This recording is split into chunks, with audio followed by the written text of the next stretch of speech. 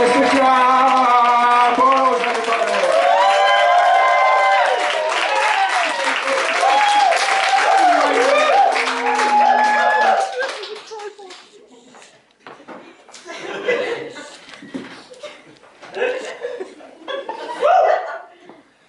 Alright. Right, can I ask how you're doing? But I couldn't give a fuck. If you're here to be entertained, I won't be doing that. I'm not here to be enjoyed. I'm not a quality good. I'm a pound-line comedian. But that's what you've paid for. That's what you deserve. To see a shit comedian like me. It's not the Apollo, is it? I don't think the Apollo has a bridge over water. Barge included. I'm not saying everything from Poundland's bad either.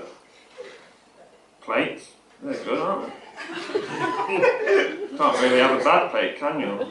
Unless it's broken. Or chipped. You can scratch your who gives a fuck about that. You're going to be stabbing metal into it anyway. If you think a scratch plate's bad, then you're fucking mental. If anything, a plate's indifferent, it's just there like, oh yeah, whatever. I'll warm the room up. Right, I better get on with it, I don't want to be here all day. So it's Valentine's Day soon. Day if you're in a relationship to celebrate, if you're lonely to commiserate. It's a good example of how shit our species are when we need a scheduled date once a year to buy chocolates, flowers and a card just to say, I love you. Or, I want to be with you, but I don't have the confidence to tell you to your face. Or sign my name. From your Valentine. What about if your name is Valentine?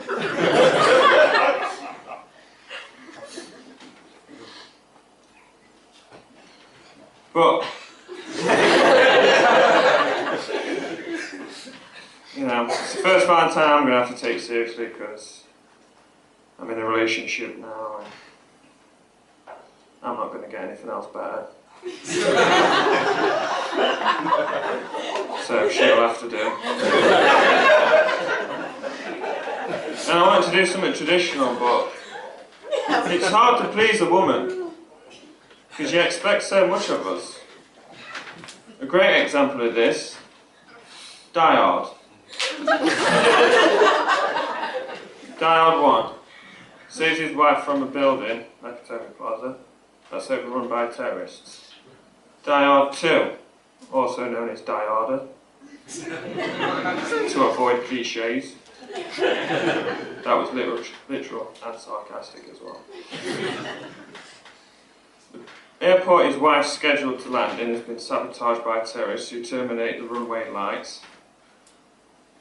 John McClane, the protagonist, takes down a commercial plane by stabbing the fuel tank and setting it alight, thus creating a flame line, while simultaneously eliminating all the terrorists and saving his wife from a plane that's about to run out of fuel. Die Hard 3, going through a divorce. How does that happen? Like saving a life twice isn't enough. What a stubborn woman. But Valentine's originates from a pagan festival, Lupercalia, in which naked young women would dance around the village whilst getting slapped with strips of goat hide that had been dipped in dog's blood.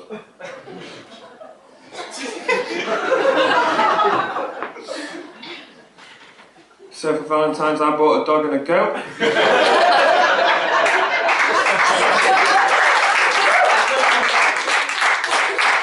You know, it's traditional. and something we both can enjoy. But what would happen is that bachelors would come and they would pick a name out of this big urn, and they would often spend a year with that person, which led to marriages and families. We do a similar thing now, but instead we use a pint glass and Match.com.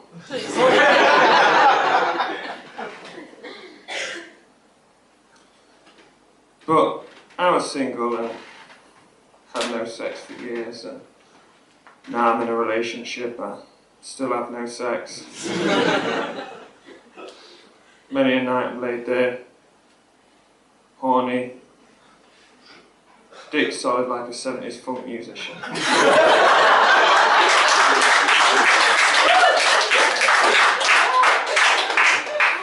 But this funk musician isn't getting groovy. She's like that because she doesn't want a kid to come in, which, who gives a shit if the kid sees? There's only going to be two things that will happen if the kid sees. Is that when she grows up, she's either going to be an artist or a serial killer. Either way, she'll be famous.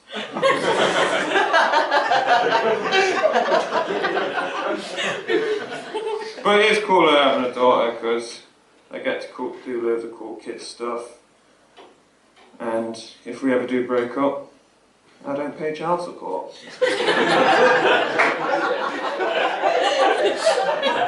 But I did have a scare the other week. I was at this pub quiz and I got a text message off her that said, "I'm working tomorrow mornings instead of evenings, and we're having a baby."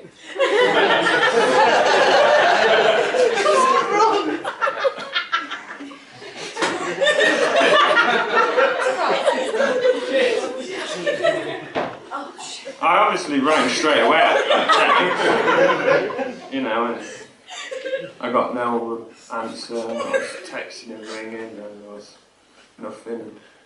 My head was spinning, you know, regrets, not strapping up, and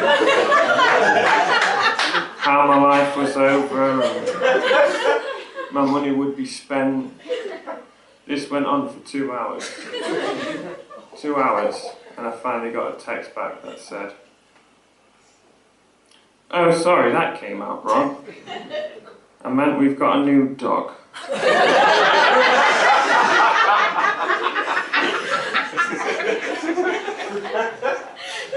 What fucking dick! Fucking new dog!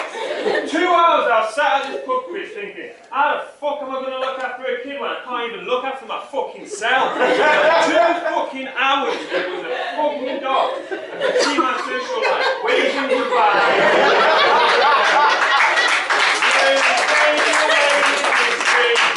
And I'm getting pulled further and further into the abyss. 2 fucking hours and it was a new dog. Oh, I've got trench foot. Sorry, that came out wrong. What I meant to say is I've got a hole in my shoe and every time it rains, my foot gets wet.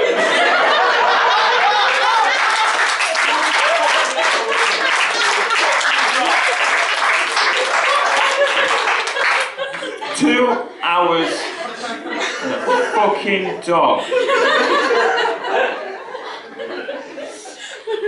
Get her off. Great way of announcing we've got a new dog. That was meant to be a callback, but I've realised I've just fucked that up because I didn't say the other start of it. But fuck it. But I think our problem when it comes to finding love is that we focus too much on the positives in people and not the negatives. You know, it's the positives we find, you know, the attraction, but it's in the negatives we find a real human being. All love is an acceptance for a human being, the good and the bad. But we never say anything like, "Oh, I love her because when she chews her food it makes this horrible noise, it drives me fucking mad." And we should, because that's love. So if you ever get married, marry someone you fucking hate. Cheers.